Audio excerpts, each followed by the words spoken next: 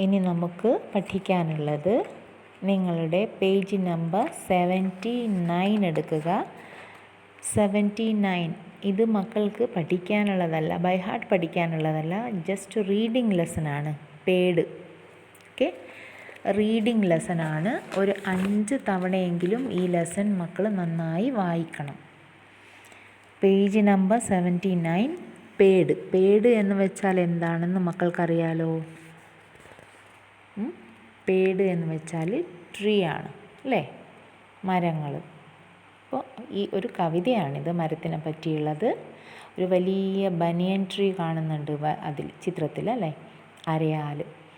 അപ്പോൾ ഈ വലിയ മരം എന്ന് പറയുന്നത് നമുക്ക് തണൽ തരുന്നുണ്ട് അല്ലേ. പക്ഷികൾക്കൊക്കെ ഇരിക്കാനുള്ള ശാഖകളുണ്ട് അതിൽ, പക്ഷികൾക്ക് വിശ്രമിക്കാനും മനുഷ്യർക്ക് വിശ്രമിക്കാനും.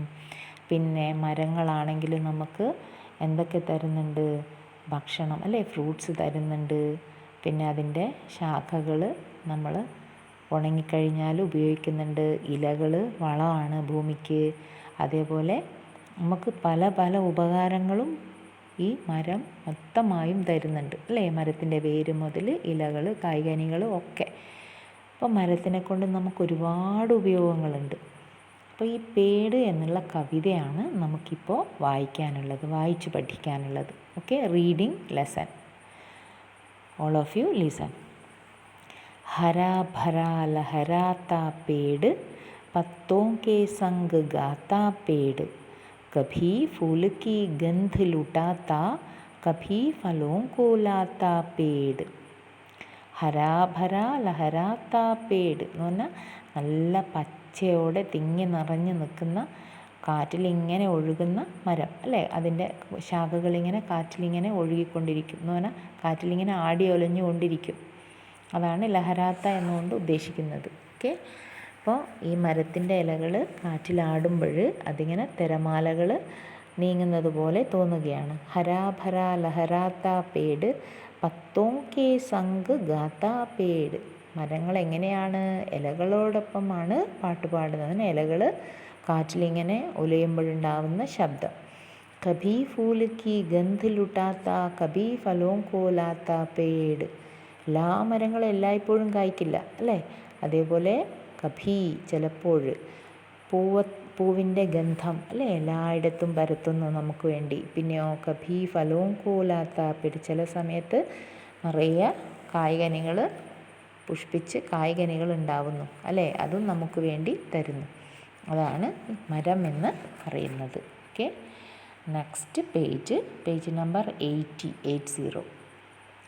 ആയേ കോയി പഞ്ചി ഭൂക്ക ഉസ്കി ഭൂക്ക് മിടാത്ത പേട് അല്ലേ. ഏതെങ്കിലും ഒരു പക്ഷി വിശന്നുകൊണ്ട് വരികയാണെങ്കിൽ അവൻ്റെ വിശപ്പ് മാറ്റുന്നതും മരമാണ്. മരത്തിൻ്റെ കായ്കനികളാണ് പക്ഷികൾ ഭക്ഷിക്കുന്നത് അല്ലേ. പിന്നെയോ ധക്കേ പഥിക് കോ ഛായാ ദേക്കർ ധക്കൻ മിട്ടാ മുസ്കാത്ത പേട്. ധക്കേ പഥിക് കോ എന്ന് പറഞ്ഞാൽ ക്ഷീണിച്ച് നടന്ന് തളർന്ന് വരുന്ന ആൾ, ടയേർഡായിരിക്കുന്ന ആൾ, ടയേർഡ്. ധക്കേ പഥിക് എന്ന് പറഞ്ഞാൽ യാത്രി എന്ന് പറയൂ, യാത്രക്കാരൻ എന്ന് പറയും. അപ്പം ട്രാവലറാണ് പഥിക്. കോ ഛായ എന്ന് പറഞ്ഞാൽ ഷെയ്ഡ്, നിഴൽ തരുന്ന, തണൽ തരുന്ന. ധക്കേ പഥിക് കോ ഛായാ ദേക്കർ എന്ന് പറഞ്ഞാൽ നടന്ന് തളർന്ന് വന്ന യാത്രക്കാരന് എന്ത് കൊടുക്കുന്നു? ഛായ, അതിൻ്റെ ഷെയ്ഡ്, തണൽ അല്ലേ, മരം കൊടുക്കുന്നു. ധക്കന് മിട്ടാ മുസ്കാത്ത പേട്, അങ്ങനെ അവരുടെ ക്ഷീണം തീർത്തിട്ട് പുഞ്ചിരിച്ചു കൊണ്ടേയിരിക്കുന്നതാണ് മരം. Okay, next. ഘടാ തപസ്വി സാ തപ് കർത്ത, ഘർ ആംഗൻ മഹക്കാത്ത പേട്, ഹരാ ഭരാ ലഹരാത്ത പേട്, പത്തോം കെ സംഗ് ഗാത്ത പേട്. എന്താ പറയുന്നത്? ഘടാ തപസ്വി സാ തപ് കർണ, ഒരു തപസ്വിയെപ്പോലെ, താപസനെപ്പോലെ, സന്യാസിയെപ്പോലെ തപ് കർത്ത, തപസ് ചെയ്തിട്ട് എന്ന് പറഞ്ഞാൽ ഒരു സ്ഥാനത്ത് നിന്ന് ഇളകാതെയാണ് മരങ്ങൾ നിൽക്കുന്നത് അല്ലേ. അതുകൊണ്ടാണ് തപസ്വിയോട് ഉപമിക്കുന്നത്. ഘർ ആംഗന്മാർക്കാത്ത പേട്, വീടിൻ്റെ മുറ്റത്തുള്ള മരമാണെങ്കിൽ അത് കായ്കനികളും പൂക്കളൊക്കെ ഉണ്ടാവുന്നതാണെങ്കിൽ എന്താ ചെയ്യുക? നല്ല സ്മെല്ലുണ്ടാവും അല്ലേ. അതുകൊണ്ടാണ് പറയുന്നത് ഘർ ആങ്കൻ മഹക്കാത്ത പേട്. മഹക്കാന എന്ന് പറഞ്ഞാൽ ഫ്രാഗ്രൻസ് ആണ്, അതിൻ്റെ ഫ്രാഗ്രൻസ് മഹക്ക് എന്ന് പറയുന്നത്. അപ്പോൾ മഹക്കാത്ത എന്ന് പറഞ്ഞാൽ മണപ്പിക്കുന്നു അല്ലേ, ആ ഒരു സുഗന്ധം പരത്തുന്നു എല്ലായിടത്തും.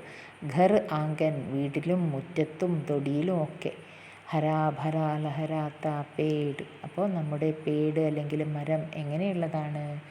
ഹരാഭര, നല്ല പച്ചപ്പ് നിറഞ്ഞ അല്ലെ, ഗ്രീനറി ആയിരിക്കുന്ന പേടാണ്. പത്തോം കെ സംഗ് ഗാത്ത പേട്. പത്തോം കെ സംഗ് എന്ന് വെച്ചാൽ മരത്തിൻ്റെ ഇലകളുടെ കൂട്ടമായിട്ട് അല്ലേ, ആ കൂട്ടമുമായിട്ട് ഗാത്ത പാടിക്കൊണ്ടിരിക്കുന്നതാണ് വൃക്ഷം എന്ന് പറയുന്നത്. ഓക്കെ, അപ്പോൾ ഇത്രയും മക്കൾ നന്നായി വായിച്ച് പഠിക്കുക. മിസ് മുന്നേ തന്ന കാര്യങ്ങളൊക്കെ എഴുതി പഠിക്കുക.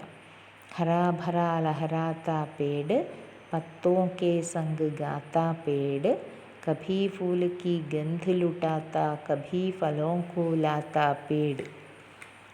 പിന്നെയോ നെക്സ്റ്റ് പേജിൽ ആയേ കോയി പഞ്ചി ഭൂഖ ഉസ്കി ഭൂഖ് മിട്ടാത്ത പേട്. ഏതെങ്കിലും ഒരു പക്ഷി വിശന്നുകൊണ്ട് വരികയാണെങ്കിൽ എന്നുള്ള അർത്ഥമാണ്, അവൻ്റെ വിശപ്പ് മാറ്റും. ധക്കേ പതിക് കോ ഛായാദേക്കർ. നടന്ന് ക്ഷീണിച്ച് വരുന്ന യാത്രക്കാരന് ഒരിത്തിരി നേരം തൻ്റെ തണൽ കൊടുക്കും അല്ലേ, തണൽ തിരിക്കാൻ വേണ്ടി അയാൾ ശ്രമിക്കും. അപ്പോൾ പതികക്കോ ഛായാദേക്ക്, അപ്പോൾ യാത്രക്കാരന് തണൽ കൊടുക്കുന്ന മരം.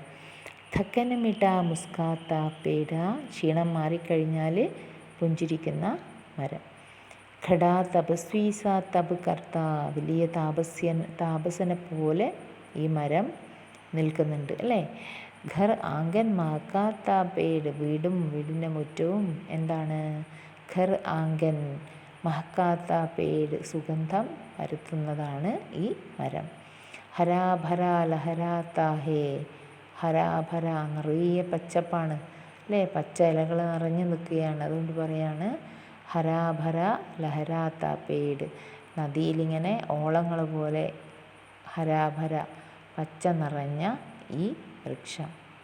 പിന്നെയോ പത്തോं के संग गाता പേട്. കുട്ടികൾ എന്ത് ചെയ്യുന്നുണ്ട്?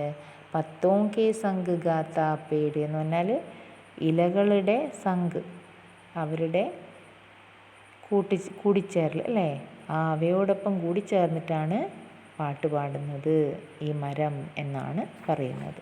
ഓക്കെ, അപ്പോൾ മക്കൾ ഈ ലെസൺ നന്നായി വായിക്കുക. നമഃശിവായ.